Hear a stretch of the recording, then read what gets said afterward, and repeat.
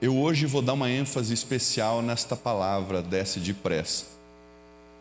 Porque eu estou vendo muita gente na pós-modernidade cristã falando sobre o tempo de Deus, mas não dizendo qual é o tempo de Deus. E muita gente diz assim: eu vou me entregar a Jesus, mas no tempo de Deus.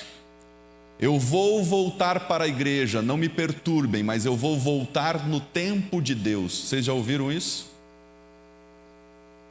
Só que a Bíblia é categórica ao afirmar qual é o tempo de Deus.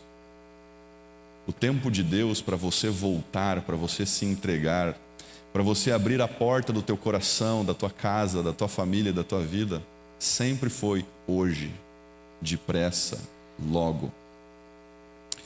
E Jesus olha para ele, versículo 5 então mais uma vez diz assim: quando Jesus chegou àquele lugar, olhando para cima, disse-lhe: Zaqueu, desce depressa, pois me convém ficar hoje em tua casa. Não é amanhã, mês que vem, semana que vem, ano que vem, quem sabe um dia, pode ser, é hoje em tua casa. E o versículo 6, olha que coisa linda. O versículo 6 diz assim: ele desceu a toda pressa. Jesus disse: desce depressa. E ele fez mais do que Jesus pediu. Ele desceu a toda pressa. Como ele desceu a toda pressa? Eu fico imaginando, ele deve ter pulado lá de cima. Ele desceu a toda pressa e o recebeu da maneira pela qual todo verdadeiro crente deve receber Jesus todos os dias. E o que está escrito na sua Bíblia? Com alegria. Não dá para conceber cristão triste, irmãos. Eu sei, no mundo tereis aflições, mas Jesus disse: tende bom ânimo, eu venci o mundo.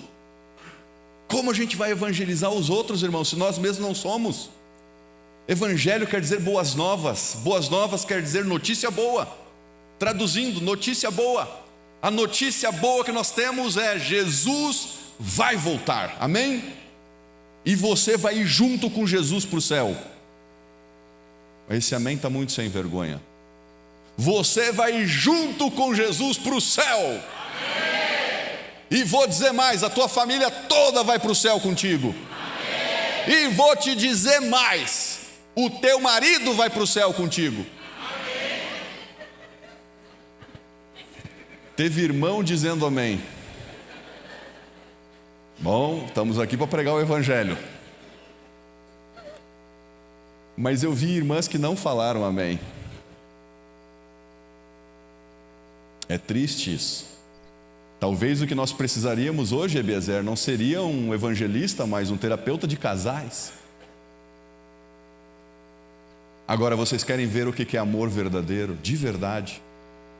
Olha essa agora, mulheres. Maridos, a tua esposa, meu irmão, vai ir para o céu contigo, amém? Amém. Olha o que é amor de verdade. Aprenda. Maridos, até a tua sogra vai para o céu contigo.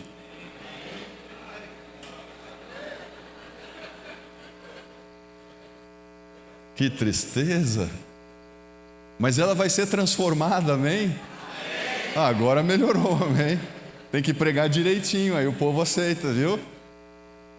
Mas a grande verdade, irmãos, que nós temos a maior e a melhor, a mais doce, a mais de todas as promessas. Jesus vai voltar.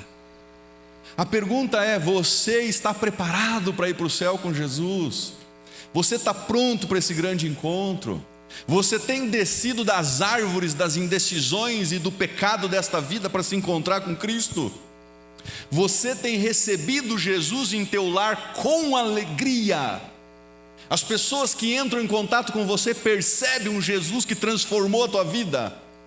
Ou você é aquele crente que quando vai para a igreja parece que está indo para uma luta de UFC? Onde é que você vai? Estou indo para a igreja. E o que você vai fazer lá? Eu vou buscar uma bênção. Tu não quer ir comigo? Ele olha para o vizinho e diz: tu não quer ir comigo? E o vizinho olha e diz assim: Deus me livre, infeliz, ficar igual você. Pastor Heron e pastor Brumati, eu fiz uma análise para término do curso de mestrado em teologia aplicada, em missiologia. E eu descobri o seguinte, com uma pesquisa muito simples, que todas as pessoas que são ganhadores de almas são pessoas que têm bom humor e levam no olhar a alegria de Cristo. Não tem como, irmãos. Se você quer ser um ganhador de almas, você precisa avisar o teu rosto, a tua mente, o teu coração de que Jesus vai voltar. E de que o choro pode durar uma noite, mas que a alegria virá pela manhã. Amém? Agora, o maior desafio de Jesus não é fazer com que os Zaqueus dessa vida desça depressa. O maior desafio de Jesus vem aqui no versículo 7, perdão. Todos os que viram isto o quê? Jesus indo para a casa do Zaqueu. O que eles fizeram ao invés de dar glória a Deus? Eles, olha lá, todos os que viram isto murmuravam, dizendo que ele se hospedara com um homem pecador. Jesus veio à terra e vai se hospedar com quem? Com anjos? Com seres intergalácticos, impecaminosos, que não têm pecado? Jesus veio à terra para estar com os pecadores, irmãos. O apóstolo Paulo inclusive dizia que ele era o principal. Olha quem era o apóstolo Paulo, imagina nós, que sobra. Versículo 8, entretanto, ou seja, enquanto as pessoas murmuravam, Jesus não deu bola para eles. Jesus não perdeu tempo com os murmuradores. Por isso a Bíblia diz, entretanto, ou entre mentes, ali no versículo 8, Zaqueu se levantou e disse ao Senhor: Senhor, resolvo dar aos pobres metade dos meus bens, e se alguma coisa tenho defraudado alguém, restituo 4 vezes mais. Então, logo após a frase de Zaqueu, Jesus disse o seguinte: hoje houve salvação nesta casa, pois que também este é filho de Abraão, porque o Filho do Homem veio salvar e buscar o perdido. Amém? Esse é Jesus, o meu e o teu Salvador, veio para buscar o que se havia perdido. Que Deus é esse, irmãos? Quem é Jesus? E o bonito que Zaqueu não conhecia Jesus, provavelmente ele havia ouvido falar de Jesus, e o texto bíblico menciona categoricamente, ele queria ver, não apenas ver Jesus, mas ele queria ver quem era Jesus. E como foi que Jesus se manifestou a ele? Simples, indo para a casa dele. Nós precisamos de uma igreja que venha na igreja, pastor Heron, mas nós precisamos de uma igreja que saia da igreja e vá para a casa das pessoas, buscar e salvar o perdido. Quando nós somos chamados de cristãos, devemos repetir as obras de Cristo, ajudar pessoas a sair das árvores do pecado, das árvores da indecisão, e trazer elas para mais perto de Jesus, levar alegria para essas pessoas.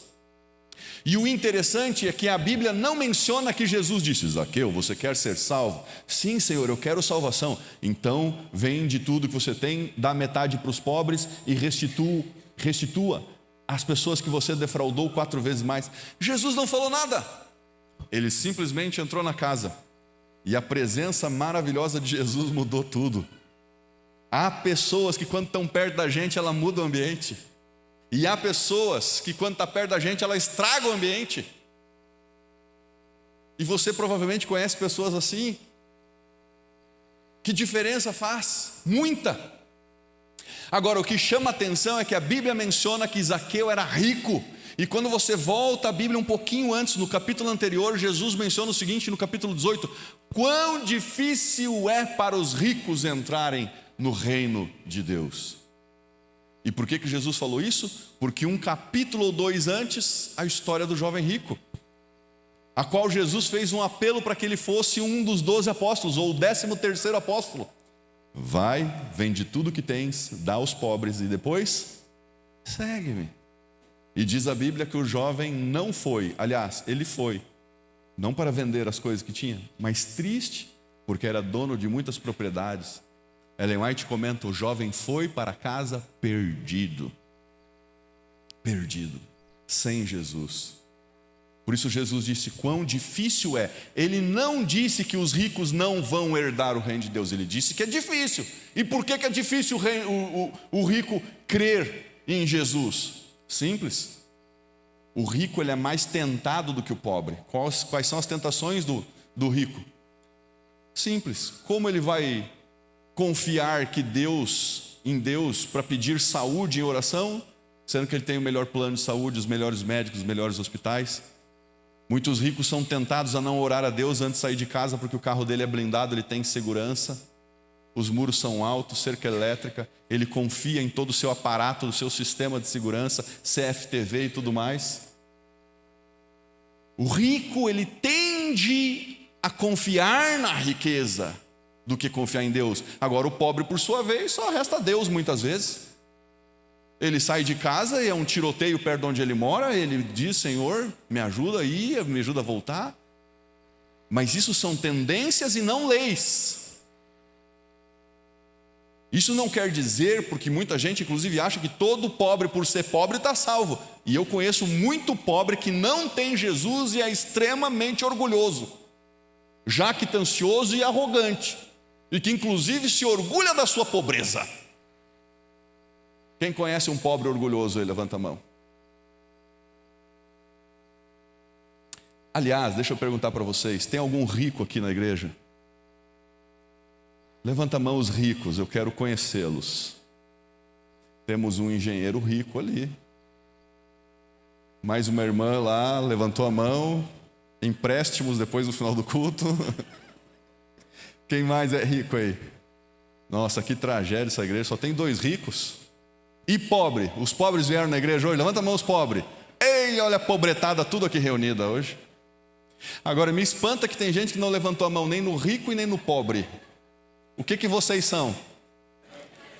Outro dia uma menininha, 5 anos de idade, eu acho que não sei que igreja foi aqui na Zona Norte de Porto Alegre, levantou a mão e disse assim: eu sou classe média, pastor. Posso falar para vocês, irmãos, eu acho que eu não sou nem rico e nem pobre, no sentido social. Tenho aquilo que é necessário, assim, das coisas básicas da vida nada me falta, graças ao bom Deus, amém? Mas eu fui criado numa família muito humilde, irmãos. Que pobreza, misericórdia. A casa onde eu morava, onde eu fui criado, era aquelas casas bem pequenininhas, de 30 e poucos metros quadrados, assim. Sabe aquelas casinhas de Coab, tudo igualzinha, que se você estiver meio tonto, assim, meio perturbado da cabeça, você erra a casa e entra na casa do vizinho. E havia só uma casa no bairro onde eu morava, que era uma casa assim maior, era uma casa de rico, e a gente sabia, na década de 80, a década em que eu era um menino, quais eram as casas de ricos. Eram as casas que tinham antena parabólica. Porque no início dos anos 80, não sei se vocês lembram disso, Brumatinho, que nasceu nos anos 90, quem sabe até 2000, quem tinha uma antena parabólica eram os ricos da cidade. Porque os pobres não tinham dinheiro para ter uma antena parabólica. E a gente passava, eu lembro uma vez que eu passei em frente àquela casa, cheguei em casa, o meu pai era policial militar, e eu disse para o meu pai: pai, a gente precisa de uma antena nova, pai, para pegar todos os canais. Guri, que antena que a gente vai comprar? Pai, nós precisamos comprar, olha o jeito que eu falava, eu tinha 6, 7 anos de idade. Nós precisamos comprar uma antena paranoica. Paranoica. Ele disse: guri, é coincidência, mas hoje nós vamos no centro da cidade e eu vou comprar uma melhor do que a paranoica. E o pai me levou até o centro da cidade. Meu pai tinha um Chevette 1978 Tubarão. Cara, é o único carro que eu não tive até hoje, mas é meu sonho em ter. Um dia eu vou aparecer aqui no Iguatemi acelerando um Tubarão aí.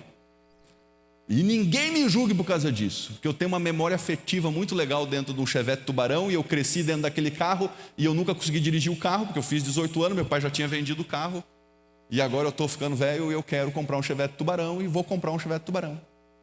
É isso aí. Quem quer andar comigo no Tubarão? Aí, tá, irmão, vai faltar espaço no Tubarão.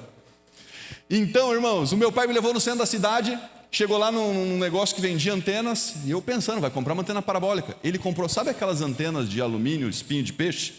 Tem as hastes assim. Sabe essas antenas? Ele comprou não sei quantos metros de fio, e disse, Piá, vamos para casa, vamos instalar a nossa antena. Eu disse, pai, mas nós vamos pendurar isso aí aonde? Fica tranquilo, Piá. O pai tem tudo, todos os planos. Fica tranquilo. O pai me levou no matagal. E lá nesse matagal, assim, era um matagal que tinha lá na cidade. Tinha um bambuzal, taquaral, sei lá como é que é o nome. E aí ele pegou um facão 3 listras do porta-mala. Chegou embaixo da taquara, assim, mas era um negócio, acho que uns 10 metros de altura. Pá, cortou a taquara, cortou a ponta de cima, deu uma desbastada. Eu disse, pai, como é que nós vamos levar isso aí para casa? Vai mais para o lado da janela, filho. Abra bem a janela. Põe a metade do corpo para fora. Segura a taquara. Ô, meus irmãos, pena não ter um celular para filmar. Seria um negócio. Eu queria ver a cena. A minha alegria arrastando aquele bambu cidade afora. Quando chegamos para instalar a antena, ficou meio estranho, porque o beiral da casa era grande. Então a taquara tinha que ficar assim. Aí meu pai fez um furo, eu ajudando meu pai, subimos na escada, colocamos a taquara, subimos em cima da casa, encaixamos a antena, conectamos o fio e agora fomos para frente daquela TV High Definition. Dessa grossura. E o pai ligou e sintonizou. Pá! Pegou um canal. Aí ele vai, vamos ver a Band. Não pegou. Vamos ver agora a SBT. Não pegou. Vamos ver a Manchete. Não pegou. Eu disse, pai, essa não é a paranoica. Ele disse, calma, Piá, nós precisamos sintonizá-la. E como é que a gente faz isso, meu pai? Sobe lá em cima da casa. Ô, meu irmão, só quem foi pobre sabe o que é isso. Não tinha WhatsApp, nem rádio walkie-talkie. E o meu pai ficava em frente à tela, High Definition, e eu lá em cima do telhado. E o pai dizia, mais para a esquerda, e tinha que virar a antena. Vocês lembram desse tempo? Quem aí ficou girando antena já alguma vez na vida? Levanta a mão. Ó, pobretada tudo aqui, ó. Depois vem me dizendo, sou classe média. E quando achava o canal era uma alegria, e às vezes dava um desespero no pai, porque dizia, mais para a esquerda, mais para a esquerda, aí, eu passava, ele passou, rapaz. Bem, instalamos a antena, e eu e meu irmão, eu lembro que a mãe comprava um pacote de salgadinho desse tamanho, custava 50 centavos, milhopan. Quem aí comeu milhopan? Estou falando, eu vim na igreja mais pobre de Porto Alegre hoje. E nós ficávamos comendo milhopan o dia inteiro, assistindo televisão. Oh, que loucura! Hoje a gente diz assim, ai, a minha geração não era assim, esses jovens só querem tela. A gente também ficava, irmãos. Só que a gente assistia todo sábado à tarde de volta para Lagoa Azul, essa era a diferença. Leste, eram os filmes da época. Vocês lembram disso, né? Bem, até numa Eunice, isso aí eu já vi muitas vezes. Ai. E aí o pai chegava à noite em casa do trabalho, ele queria 2 coisas, tomar um banho, comer, sentar para assistir televisão e ver o jornal nacional. Só que a TV era a válvula e ela esquentava. A gente ficava o dia inteiro assistindo. Quando chegava a hora do pobre do pai assistir TV, a imagem não vinha. E ela sumia do nada. Sumia, voltava. Sumia e voltava. E para voltar, meu pai descobriu uma técnica que ele aprendeu na NASA. Ele chegava do lado da TV, remangava a manga do casaco e dava-lhe uma tapada na orelha da TV. Pá! Olá, boa noite, está começando o Jornal Nacional. Vocês lembram desses perrengues aí? Sim ou não? E a alegria nossa, irmãos, era quando a mãe fazia pastel. Olha só, o pobre feliz, com o quê? Com pastel. Mas era o pastel. Só que nós não tínhamos dinheiro para comprar nem refri, graças a Deus, e nem suco de caixinha Del Valle. A mãe chegava e dizia assim, guri, vem cá, vai lá na venda. E faça o que, minha mãe amada? Compra aquele suco poderoso. Irmãos, não vou mentir para você, você lembra desse tempo. Era um pacotinho desse tamanhinho e estava escrito assim na frente: faz 4,5 litros. E você ficava lembrando do suco que tomou uma semana com a língua da cor do suco. E nós não morremos, amém, irmãos? Glória a Deus por isso, tá doido? E detalhe, lá em casa tinha o milagre da multiplicação, milagre diário de multiplicação. Eu lembro assim que a gente ia escovar os dentes, colinos. E aí às vezes chegava assim e a bisnaga não tinha mais, irmãos. Mas você acha que a gente se entregava? O que fazia? Tinha uma técnica, irmãos. Você pegava o cabo da pasta de dente e ia espichando. E quando você achava que não tinha mais nada para sair daquela pasta de dente, eis que a tua mãe surgia com uma tesoura e fazia o que, irmãos? E depois metia o dedo lá dentro e saía mais. Seja sincero comigo, não vale mentir. Os anjos de Deus que assistem você desde que você nasceu, quem aqui já fez isso? Levanta a mão. A pobretada aqui tudo. E shampoo?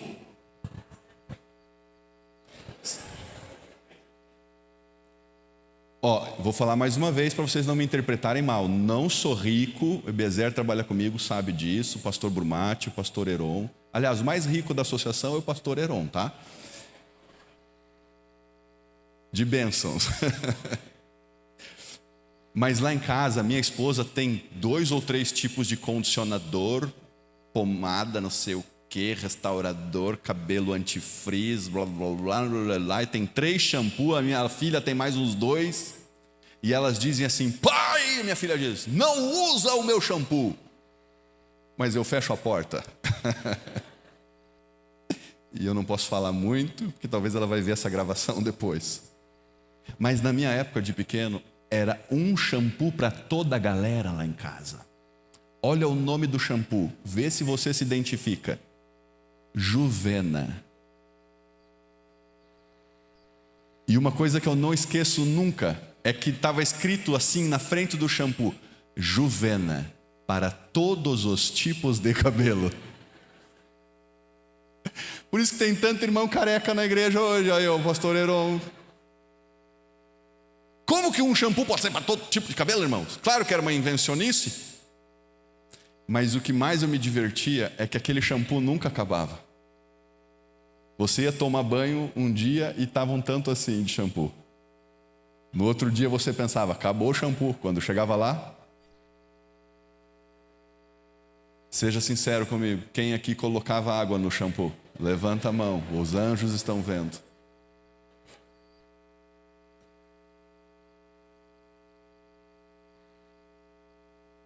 Eu comecei a trabalhar cedo. Por quê? Porque meu pai não dava tudo que eu queria e nem podia também. Ele era policial militar, ganhava pouco. E eu comecei a trabalhar com 12 anos de idade. E eu acredito que muitos de vocês aqui, que têm mais de 40 anos de idade, começaram a trabalhar cedo também. Sim ou não? Fazer uma pesquisa rápida. Quem aqui começou a trabalhar cedo? Levanta a mão. Vamos lá. Você aí, meu irmão, quantos anos? 13 anos. Quem mais aí? 8? 15? Quantos? 13? Quem mais? Ali? Com 6? Rapaz do céu. E se eu continuar, vai longe. Agora, pega a carteira de trabalho dos jovens modernos de hoje em dia. Não os da igreja, esses são tops, mas os aí de fora. Pede para eles assim: quero ver tua carteira de trabalho. Sabe o que ele vai dizer? Que carteira? Que trabalho? E aí, meus irmãos, aqui tem a lição espiritual, porque todos esses perrengues que eu e vocês passamos na vida, nos habilitou para ser os cristãos que hoje somos, que não desiste, que tem resiliência, que olha para Cristo e diz: Senhor, eu dependo do Senhor.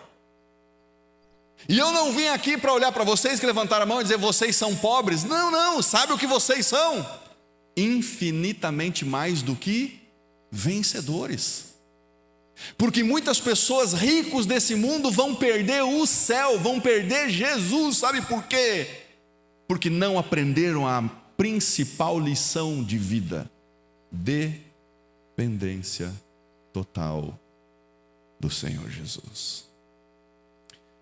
Zaqueu entra em desespero. Por quê? Porque ele olha para tudo que ele construiu. A Bíblia diz, ele era o maioral, ele não era o mediano, ele não era o ascendente, ele era o maioral dos publicanos e rico.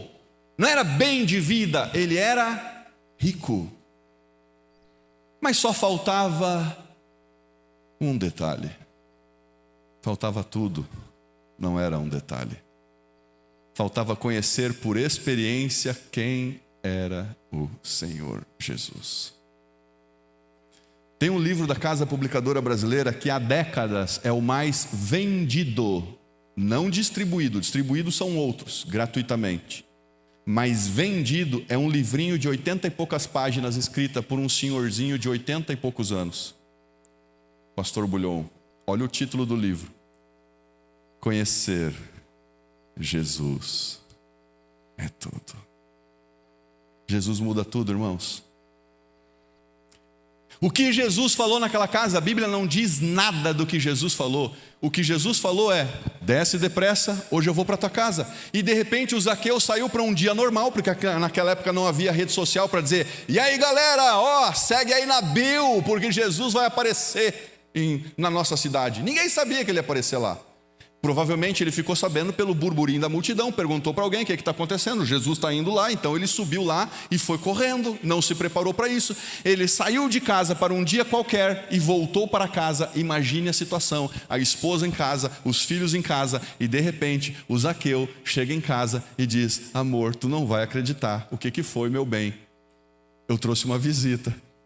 E quem é que está aí? E de repente a mulher do Zaqueu olha, e nada mais, nada menos do que a pessoa maravilhosa, extraordinária, poderosa de Jesus. Ellen White, a comentar esse capítulo, ela diz: nenhum olhar era mais penetrante do que o olhar de Jesus. E ela inclusive comenta num outro capítulo, Desejar Todas as Nações, que era impossível olhar fixamente nos olhos de Jesus sem se emocionar.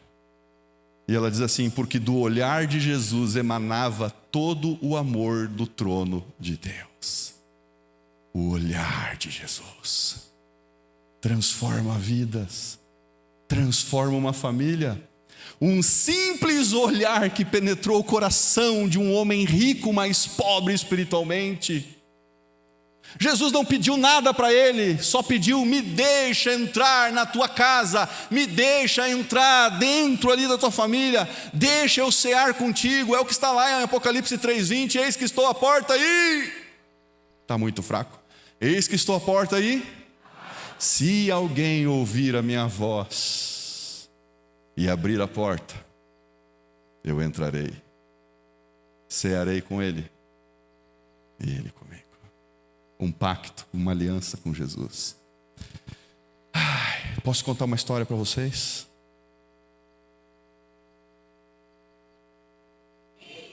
Vocês querem me matar do coração?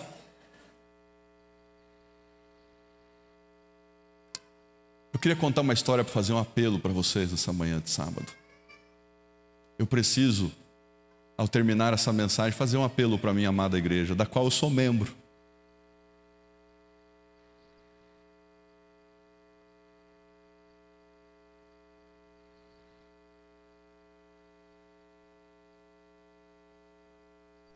O meu primeiro distrito pastoral foi em Bento Gonçalves no ano de 2012, que muita gente dizia que era o ano do fim do mundo, lembra disso? 2012. E eu conheci uma história lá da irmã que era, na época, tesoureira da igreja central de Bento Gonçalves. Irmã Catarina Pessim. Sabe como é que ela conheceu Jesus? O Jesus de verdade. Foi assim, um doido de um pastor, mas pensa num pastor doido, mais do que eu. Tem gente que me chama de doido. Eu sei que eu sou fora da caixa. Já tem tantos dentro da caixa, deixa eu um pouquinho e buscar quem é fora da caixa também. Nunca critique pessoas porque você não gosta do estilo dele. Talvez o estilo dele vai ir onde o teu pastor preferido não vai. Tem gente que gosta de pastor sério. Tem gente que gosta de pastor alegre. Tem gente que gosta de pastor que não é sério nem alegre. Cada um com seus gostos. E Deus vai usar cada um, porque Ele é capaz de usar até uma mula para ganhar pessoas. Que dirá eu, pobre pecador. Mas enfim, quem plantou a igreja adventista em Bento Gonçalves, foi um pastor que infelizmente já morreu de Covid inclusive, por ser teimoso e pregar o evangelho na pandemia. Morreu na pandemia, teimoso, mas levou 15 almas junto com ele ao batismo. Pastor Aldrovando Araújo. Alguém conheceu o saudoso pastor Aldrovando? O pastor Aldrovando, ele era evangelista assim como eu, e aí não havia igreja naquela época na cidade de Bento Gonçalves. O que ele fez? Foi ao presidente da associação, pediu verba, comprar uma tenda em Bezer. Não tinha dinheiro para construir, comprar uma tenda, parecia um circo. E aí ele alugou um terreno em Bento e fez um evangelismo. E os evangelismos daquela época, 30, 40 anos atrás, não eram como hoje, uma semana e aí o povo já não vem na igreja, já fica cansado. Era 30 noites, 40 noites, havia evangelismo até de 60 noites. E ele fez o evangelismo lá, começava com os cursos de saúde, como parar de fumar e coisa e tal. E para a graça de Deus, eles batizaram, eu não vou aqui, eu vou falar um número aproximado, eu não sei o número exato, mas em torno aí de 80 almas em um ano de evangelismo na cidade de Bento. Amém, irmãos? Imagina que coisa linda. E aí agora ele chegou na associação com o segundo problema: não temos espaço para todo mundo na tenda, precisamos de um local. Aí compraram um terreno, onde hoje é a igreja central de Bento Gonçalves, e construíram o primeiro pavimento, que até hoje está lá o primeiro pavimento. Hoje a igreja foi reformada. Construíram o primeiro pavimento, e o pastor pensou assim: bom, eu vou levar agora o pessoal que se batizou na tenda para a igreja, mas não vou levar assim de qualquer jeito. Então ele pensou: vou levar no pôr do sol de sábado para domingo. Então vou liberar o povo no sábado e vou pedir para que eles venham após o pôr do sol de sábado para domingo aqui para a tenda. E da tenda nós vamos fazer uma procissão, entre aspas, até a igreja nova, para inaugurar a igreja nova. E olha o que o pastor doido fez. Segura essa, olha que negócio doido. Ele conseguiu um irmão que tinha uma caminhoneta daquelas antigas. Colocaram uma caixa de som enorme atrás da caminhoneta. Ele pegou uma beca de batismo, aquelas com gola V, toda preta com gola V, e colocou uma camisa com uma gola branca, parecendo o quê? Ó, estratégia. E pediu para que todas aquelas almas que tinham sido batizadas viessem com uma vela, para eles irem segurando. Ele colocou músicas do padre Zezinho, ou sei lá eu de quem que era daquela época. E a caminhoneta ia andando pela cidade, serpenteando as ruas de Bento Gonçalves. Os irmãos recém-conversos cantarolando músicas e com uma vela acesa. E o pastor em cima da caminhoneta abençoando o povo. Resultado: quando eles chegaram em frente à igreja nova, tinha mais de 300 pessoas com vela na mão. O povo achava que era o quê? Sei lá, uma novena, uma procissão, eu vou, olha lá. Quando chegou aquele povo em frente à igreja, o pastor Aldrovando, que a ideia dele era fazer o culto dentro da igreja, não deu, ele fez de cima da caminhoneta. Fez um apelo para o pessoal entregar a vida a Jesus e conhecer a Jesus. E ele disse: conhecer Jesus é tudo. Mas para conhecer Jesus, para nós hoje, precisamos conhecer sua palavra. Ele é o verbo encarnado. Ele é a verdade e a vida. Ele é a luz do mundo. E ele fez um apelo para as pessoas que estavam ali com a velinha na mão estudarem a Bíblia. Dentre as pessoas que aceitaram o apelo, estava ela, a irmã Catarina Pessin, italiana de italianos. Os pais dela tinham vindo da Itália. E vocês sabem que não é fácil convencer um italiano de italianos a ser um adventista do sétimo dia. A tradição é muito forte, mas Deus é muito maior do que qualquer tradição humana, amém? Nosso Deus é poderoso. Ela disse: ok, então o senhor vai dar estudo bíblico? Sim, vou dar estudo bíblico para vocês. Vai começar hoje e nós vamos ficar 30 noites aqui. E ela começou a ir. E o tempo foi passando, ela começou a não comer carne de porco, nem comprar carne de porco para levar para casa. O marido começou a achar estranho. Ele no princípio achava que ela estava indo na igreja católica, mas ela não estava indo na igreja católica, ela estava indo na igreja adventista. E daqui a um pouco ela começou a não fazer as coisas que ela fazia no sábado. Ela foi mudando o estilo de vida, até que um dia o homem se tocou e disse: "Oh, não acredito! Descobri, você está indo na igreja aquela que é uma seita, que o padre falou que era para a gente ficar esperto. Você está indo na seita dos adventistas do sétimo dia. Isso aí não é de Deus." E ela peitou ele e disse assim: "É de Deus sim. Eu estou na igreja que a gente frequentou 40 anos e nunca me deram um estudo da Bíblia. Eu estou lá há 30 dias e eu já conheço mais a Bíblia do que eu conhecia há 30 anos. E vou te dizer mais, amanhã é o dia do meu batismo. Eu vou me batizar." Amém, irmãos? Quando uma mulher, pode ver, por isso que as mulheres são maioria na igreja. Mulher tem muito mais coragem do que a gente. Sim ou não, mulheres? Muito mais coragem do que a gente. Por isso que elas são quase 60% da igreja. É incrível. Eu pergunto para as irmãs aí: você peitaria o marido e diria: "Eu vou me batizar", mesmo ele não concordando com a tua decisão? Quantas das irmãs batizaria? Levanta a mão. Diz amém.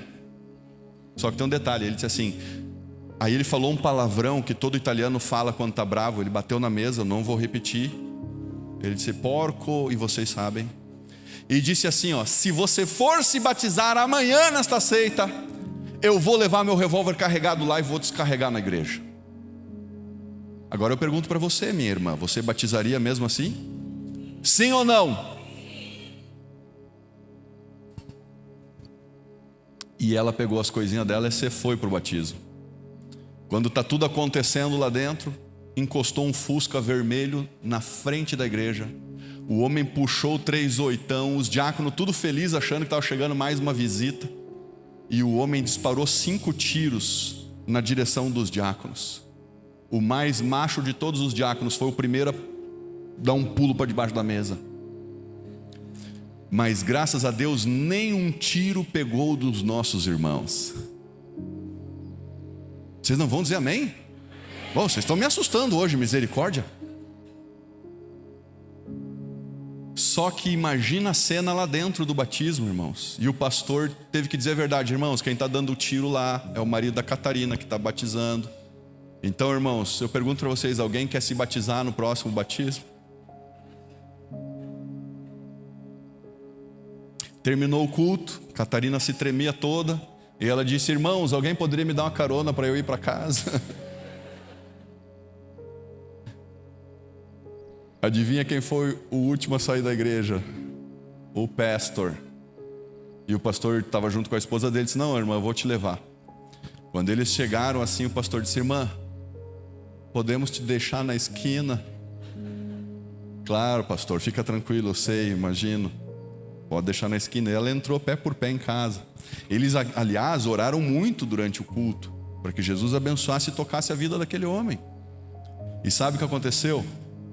Ela entrou pela porta dos fundos, abriu, entrou pela cozinha. E quando ela olhou assim, estava o marido ajoelhado diante da mesinha de centro.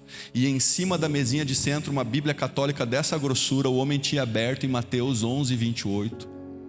Por quê? Porque ele nunca havia levantado a voz para a esposa. E ele estava com o coração despedaçado por ter desrespeitado a esposa e ter feito ela passar aquela vergonha. Porque enquanto ele vinha vindo depois dos tiros em frente à igreja central de Bento Gonçalves, o Espírito Santo de Deus moía o coração daquele homem.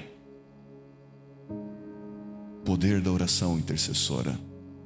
Quando ele chegou em casa, ele pediu perdão para Deus. Deus, o que eu fiz? Eu conheço a minha esposa, Deus. Se ela está indo para essa igreja só pode ser verdadeira. Senhor, eu ameacei a minha esposa de morte e ela disse: eu vou me batizar, mesmo assim. Quando ela chegou, ele estava chorando. E ela disse: o que está acontecendo, homem?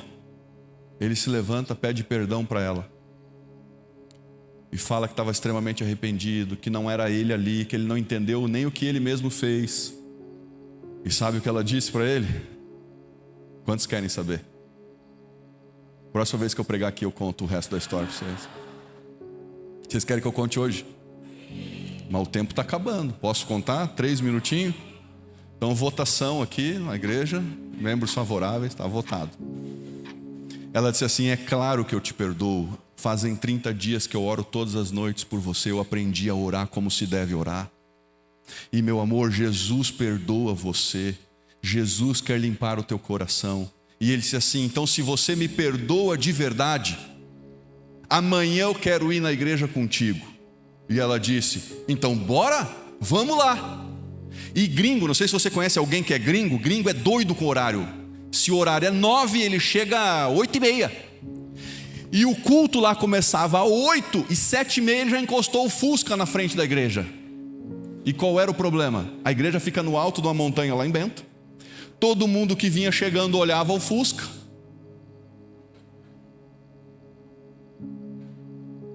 Você acha que alguém entrou na igreja aquele dia? O culto foi só o pastor, a esposa e o marido, e um diácono mais machão que tinha na igreja. O pastor fez um apelo para ele, ele entregou a vida a Jesus. E aí passaram-se alguns dias, ele começou a estudar a Bíblia. E olha o que aconteceu, veio uma equipe de coportores para a cidade, não tinha como ficar na igreja, a igreja tinha pouca estrutura. Ele ficou sabendo que tinha um grupo de coportores e que precisava de casa de irmãos para abrigar os coportores. Olha o que o homem fez, olha o que o homem fez, o perseguidor, o atirador de elite. Chamou os coportores e disse assim: amigos, vocês vão ficar todos lá na minha casa, eu tenho uma casinha nos fundos da minha casinha que é de aluguel e que está desocupada, fiquem lá o tempo que vocês precisarem. Sabe o que ele fazia todo dia de manhã? Ele acordava os coportores com o café da manhã. E tem um negócio que gringo faz com polenta e alguma coisa, com queijo, não sei o que é. Alguém lembra o nome desse negócio? Acho que é fortai, alguma coisa. Ele fazia aquele negócio todos os dias para eles.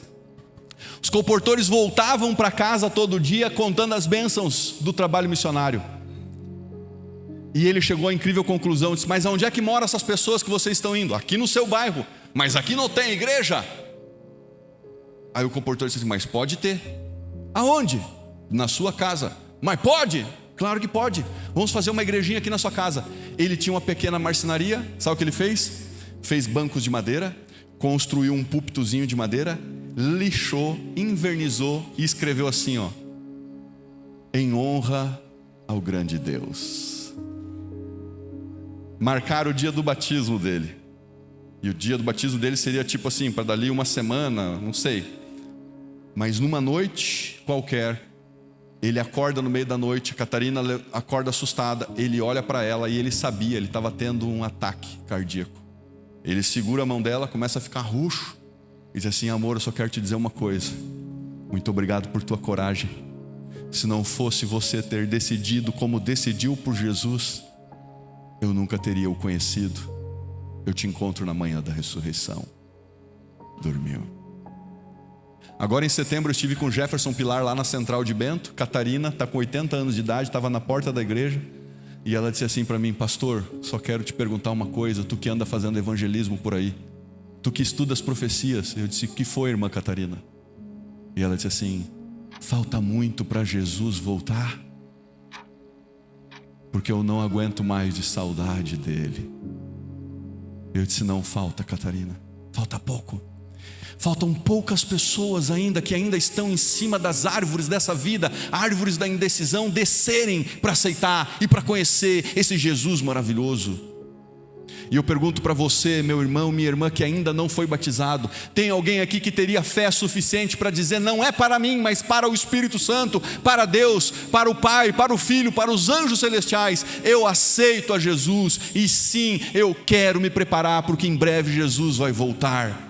Não importa a sua idade, não importa se você é rico, se você é pobre, a salvação é para todos. Tem alguém aqui que ainda não é batizado, que gostaria de levantar a mão dizendo: pastor, ora por mim, porque um dia eu também quero me batizar. Parabéns por sua decisão, por tua decisão, pela tua, jovem, pela de você lá atrás, amém e amém. Uma salva de palmas para esses que decidiram-se por Jesus, amém? Quero chamar ao tanque do batismo Pastor Brumati. Pastor Brumati é um pastor muito querido. E eu estou muito triste com esse circunciso, esse baiano aí. Cara, você vai deixar muita saudade no coração da gente. E também no coração do Antônio, que está entrando no tanque agora. Eu queria chamar os desbravadores. Quero chamar também a família do Antônio. Parabéns. Quem está entrando junto aí, Brumati? É a mãe dele? Mas que bonito, irmã Janete. Parabéns por entrar junto com o seu filho. Glória a Deus, porque um dia a senhora conheceu Jesus, abriu a porta do lar, Jesus entrou e ele disse o que falou para Zaqueu na sua casa também. Hoje houve salvação nesta casa. Parabéns, Antônio. Deus seja louvado por tua decisão. Está aqui o clube, parabéns diretoria, parabéns a cada irmão. Nossa, mas está vindo gente pra caramba, hein? Quem é esse povo todo aí? Família. Quem é o pai do Antônio? Levanta a mão. Pai do Antônio, vem cá, pai do Antônio. Ei, pai do Antônio. Como é teu nome mesmo, meu irmão? Décio. Deus te abençoe, viu? Coisa linda ver o que Jesus é capaz de fazer nas famílias. E olha que decisão bonita teu filho tomou. Que essa decisão possa ser seguida por todos da tua família. Amém. Vamos orar então? Oi? Antônio, 3 perguntas rapidinhas. Você aceita a Bíblia como a palavra de Deus e é o teu desejo seguir e obedecer os 10 mandamentos, inclusive aquele que diz, lembra-te do dia de sábado? É o desejo do teu coração guardar o teu corpo como templo do Espírito Santo, abstendo-se de tudo aquilo que pode prejudicar a tua saúde conforme as orientações bíblicas? É desejo do teu coração ser fiel a Jesus nos dízimos, nas ofertas e colaborando ativamente na pregação do Evangelho através dos teus dons e talentos? Amém. E é desejo do teu coração, com livre e espontânea vontade, de ser batizado assim como Jesus e pertencer à Igreja Adventista Mundial? Amém. Igreja, quantos de vocês aprovam e querem que ele faça parte dessa família mundial? Dê para ele então uma salva de palmas, mostrando a sua decisão. Prezado Antônio, o céu está em festa, porque Jesus entrou em tua casa e ele um dia disse, não apenas para você, mas para a tua família, hoje houve salvação nesta casa, para a remissão dos teus pecados, para uma nova vida em Cristo Jesus. Como ministros do Evangelho, eu e o pastor Brumati te batizamos em nome do Pai, do Filho e do Espírito Santo. E a igreja em festa vai dizer amém. Pode aplaudir. Parabéns, Antônio. Deus seja louvado por tua decisão, meu irmão. Dá um abraço aí na mamãe. Deus seja louvado. Que coisa bonita. Que bonito, pastor. Um jovem se entregando a Jesus. Um menino pequeno, talvez da estatura do Zaqueu, mais grande em sua decisão. Amém? Vamos tirar uma foto aí? Vem para cá aqui quem quer sair na foto. Vem para cá vocês. E vocês não querem sair na foto, não? Vem para cá, fica aqui pertinho dele. Vem todos, vem todos. Aí. Quem vai tirar foto aí?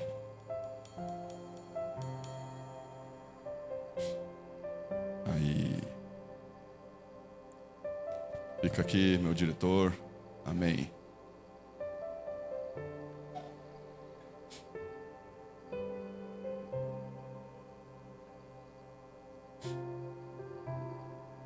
Amém, glória a Deus.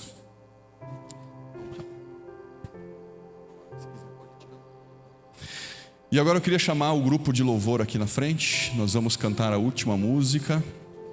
E é uma música que fala de entrega. E essa música é uma música muito bonita que eu gostaria de cantar junto com eles também. Mas eu queria fazer uma oração muito especial por todos aqueles que tomaram a maior e a melhor decisão desta manhã. Aqueles queridos que levantaram a mão dizendo, pastor, um dia eu também quero me batizar. Mas eu gostaria que esses queridos que levantaram a mão não viessem sozinhos. Eu gostaria de ver irmãos, anjos de esperança, que vão encostar nele ou nela e vai dizer assim, eu vou contigo lá na frente, para a gente orar juntos aqui. Amém? Quem vai ser o primeiro a trazer aí o seu amigo? que levantou a mão. Não deixa eles virem sozinhos, não. Isso, olha que bonito aquele jovem ali. Olha esta senhora aqui vindo também. Amém, Deus seja louvado. Olha lá, pastor Heron. Eu queria inclusive chamar você, pastor, vem aqui, para a gente ver juntos essa cena maravilhosa. Amém, Deus seja louvado. Parabéns, jovem. Deus te abençoe. É isso aí. Parabéns a você também. Parabéns a esses queridos que estão vindo. Parabéns pela tua decisão. Deus seja louvado. A Bíblia diz assim, pastor Heron: entrega o teu caminho ao Senhor, confia nele, pois o mais deixa ele fazer. Se tiver mais alguém, pode vir. E se você conhece alguém aí, meu irmão, que está lutando, quem sabe já até se batizou um tempo atrás, mas por essas coisas da vida soltou a mão de Jesus e precisa voltar, seja um agente de esperança. Chega nele ou nela e diga: eu vou junto com você. Parabéns àqueles meninos corajosos que estão vindo lá. Deus seja louvado, amém, glória a Deus. E agora eu queria fazer uma oração especial pela igreja, porque assim como eu tenho familiares distantes dos caminhos de Jesus, nas árvores de perdição dessa vida, eu creio que o Espírito Santo de Deus é poderoso para buscá-los, e eu quero unir a minha fé em oração junto com a tua. E se você tem fé no coração de que Jesus irá buscar o teu familiar, o teu pai, a tua mãe, o teu filho, quem sabe, eu quero te fazer um apelo para você, meu irmão da igreja. Você vai sair do teu lugar e vai vir à frente para orar comigo por essa pessoa que você quer, que você anseia ver voltando para os caminhos do Senhor Jesus. Faça como Abraão, que intercedeu por Ló e disse: Senhor, o Senhor vai destruir Sodoma antes de tirar a minha família de lá? Jesus disse: não destruiria por amor deles. E Deus enviou anjos poderosos para buscá-lo. Amém, parabéns por sua decisão. Vamos cantar.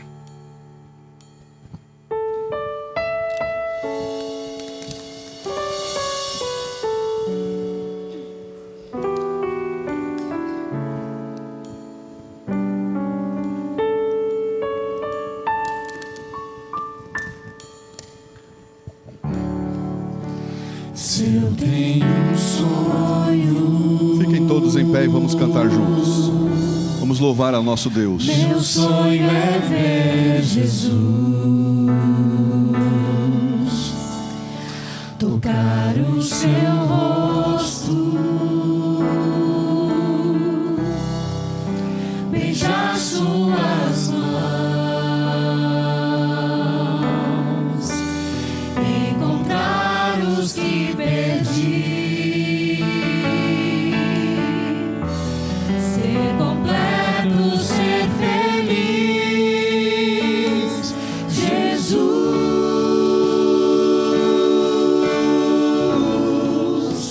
volta pra mim. Qual é o seu lar? Louve. Jerusalém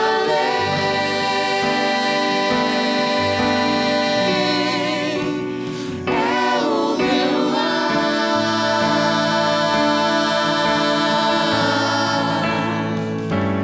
Não tardes em voltar.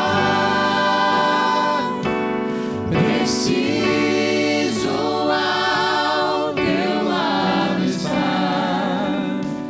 Me leva para o céu, onde é o meu lugar. Só existe um lugar de felicidade nessa vida, é onde Jesus está. E esse lugar pode ser a tua casa, pode ser o teu trabalho, pode ser o teu carro, onde você estiver. Deixa Jesus entrar na tua Sonho vida. é estar com Jesus todos os dias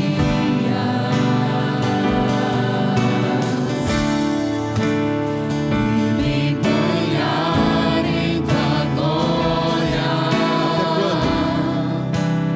eternamente.